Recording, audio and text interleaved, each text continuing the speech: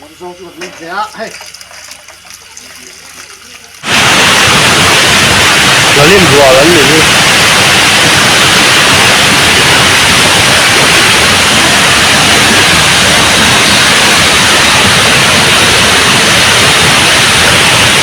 Nang chuan bu thapol chu kan ni ang asan chu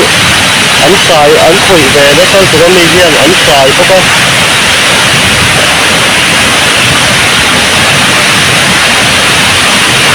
a lui hi kun tang taka tangin an kal khom na ta hei deng tu te deng lo te vai na mo khol pol te bom pol te no ma any chi chu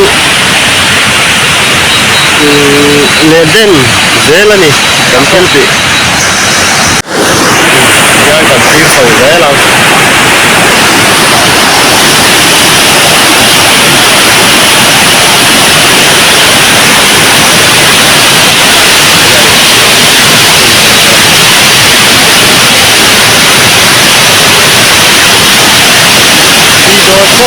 Pa LALBIAKA kan deng sầu zel rồi kan ti to ha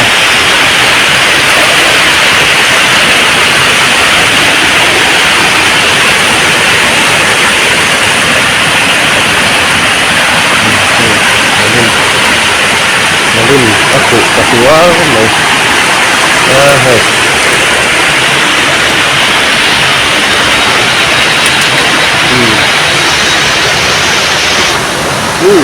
mình mua nè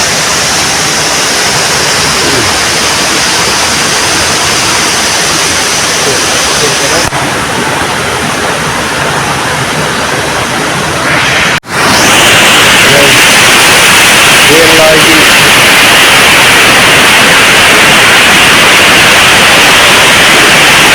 sầu dễ lắm hay malin bùa lắm kìa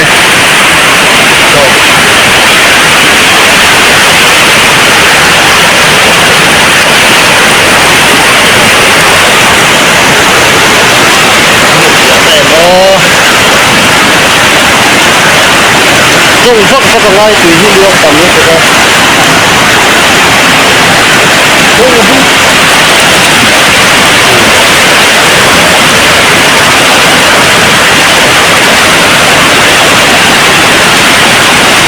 hello ông có gì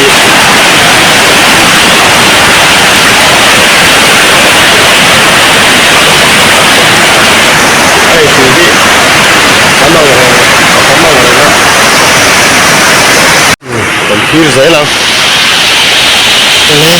dễ sầu nữa nên việc tiền nên việc sao à còn nhiều lắm thì đó con dễ sầu hơn dễ lại dễ bắt sầu thì dễ ắt thì nó chỉ dễ ô lên đừng có sắc khi hai là thì hết là đừng chỉ phải mà có sai chứ anh thì là bắt sầu thì là anh đi tự hết để mà sẽ không không tự có cái không nhất lực sầu sọt cái này cái chu rạc chu nọ thì nó sẽ sai còn cái cu tình đàn tôi thì đàn thế ông vẫn thì sầu hết dân cần đêm nữa là tay cuốn có phần rất rõ ràng mắn sẽ phần đầu với phần của chuột hổ ba ngải anh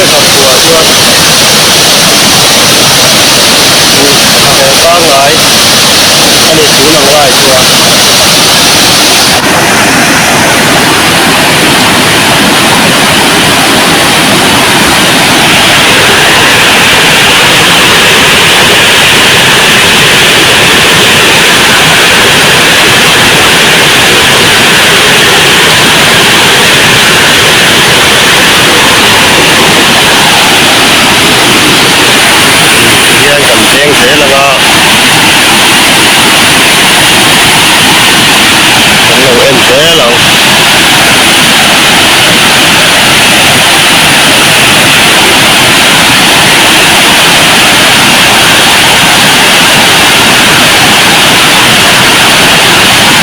lai chu pathian thu kun se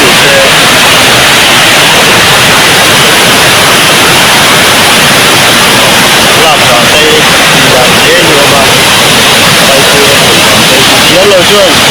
hắn chỉ thuốc dùng dùng mấy nhỉ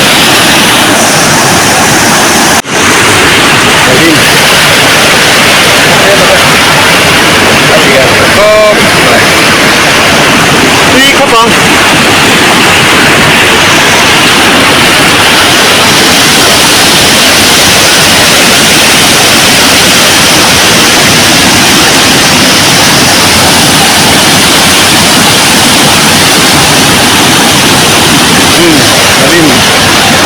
Alin le kadol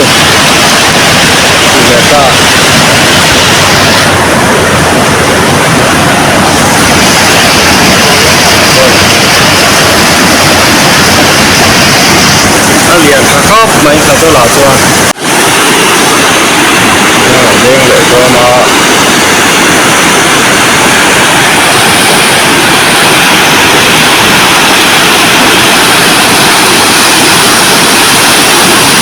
Wairon sura kamera hi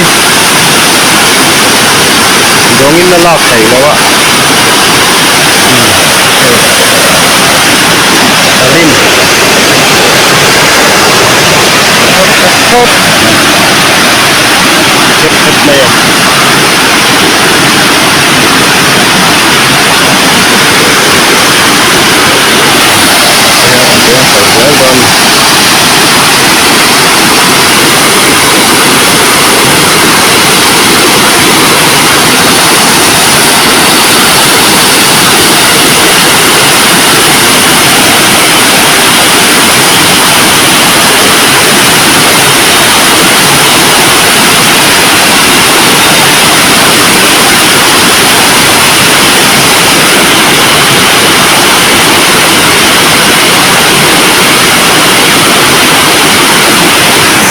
alin ka kalak man lawa lo khu ve le nuwa la ni hi hai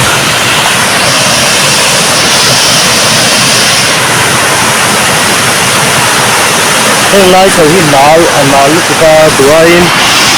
kal hi har khop mai tu atol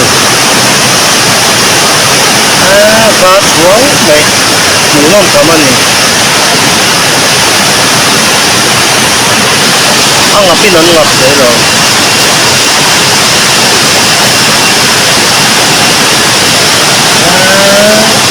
dekat buat con kapatan lai tahu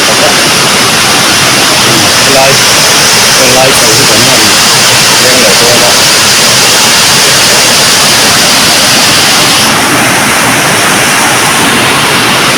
ala lai hi kan lo na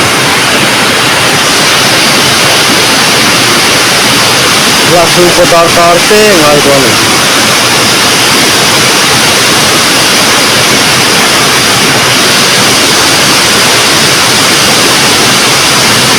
kai pura sundu chai thek na lo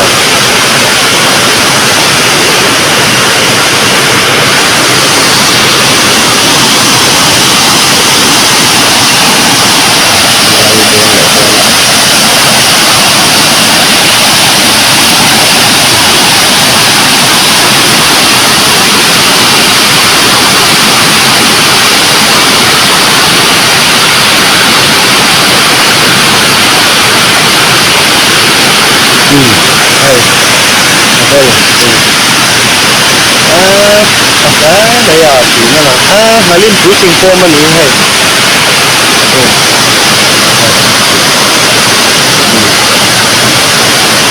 tao suy thầm nó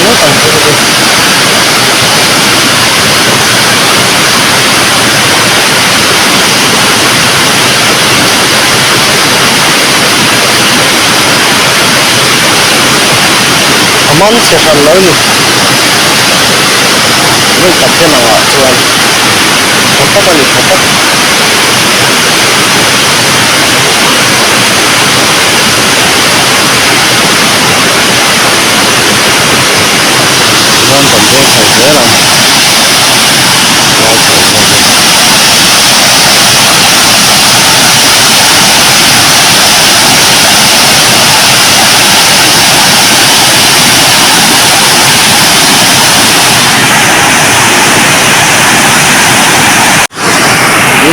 thì chuộc lại lâu chi vậy thôi tôi lắm xa thì hiện lại có khẩu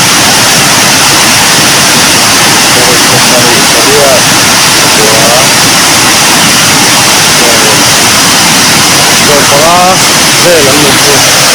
con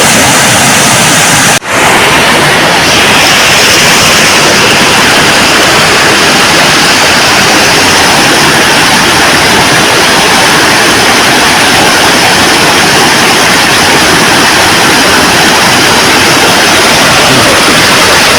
à đi bằng ao đây cái phủ này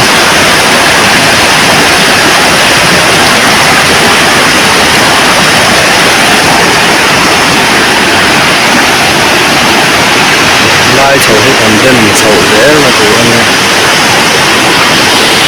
lai còn xưa ra buổi ta cướp mấy camera bộ lạp mũi mang chảy lên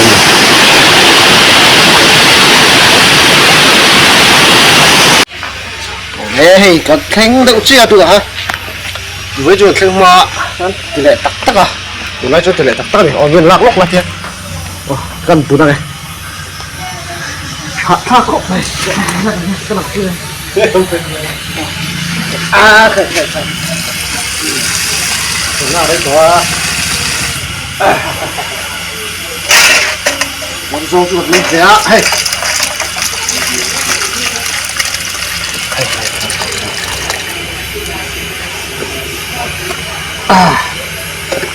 kém chế vọng lộc luôn mà đi đây